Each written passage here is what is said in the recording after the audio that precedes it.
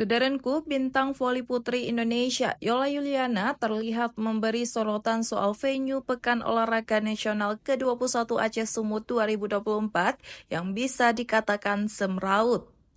Dalam hal ini, Yola memberi komentar yang cukup pedas soal venue voli indoor PON 2024. Berbicara soal PON 2024, perhelatan multi-event bergengsi tanah air tersebut memang tengah berlangsung. Maka tak heran jika Yola turut memantau situasi terkini soal PON 2024. Apalagi Yola juga memiliki rekan-rekan seprofesi yang juga tengah berjuang di PON 2024 membela daerahnya masing-masing. Melalui unggahan Instagram story di akun pribadinya @yolayuliana1515, Yola memperlihatkan potret yang cukup miris.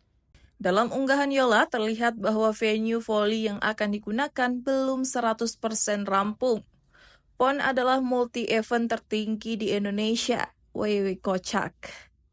Tak hanya itu, Yola juga menampilkan curhatan dari rekan-rekannya. Sederet pemain timnas voli putri Indonesia yang juga ikut ambil bagian di PON 2024 tampak menyampaikan keluh kesahnya.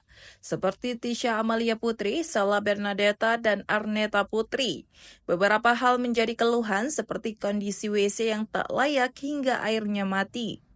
Berbicara soal PON 2024, cabur voli indoor diikuti oleh 12 tim putra dan 12 putri. Seluruh pertandingan voli indoor digelar di Gor Bola Voli Indoor Sumut Sport Center, Deli Serdang, Sumatera Utara. Adapun untuk jadwalnya, pertandingan voli indoor PON 2024 digelar pada 10 hingga 19 September 2024.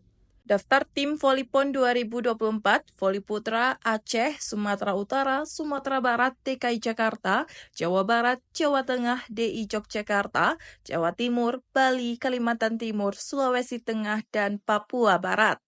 Voli putri Aceh, Sumatera Utara, Sumatera Selatan, DKI Jakarta, Banten, Jawa Barat, Jawa Tengah, DI Yogyakarta, Jawa Timur, Kalimantan Timur, Sulawesi Tengah, dan Papua Barat.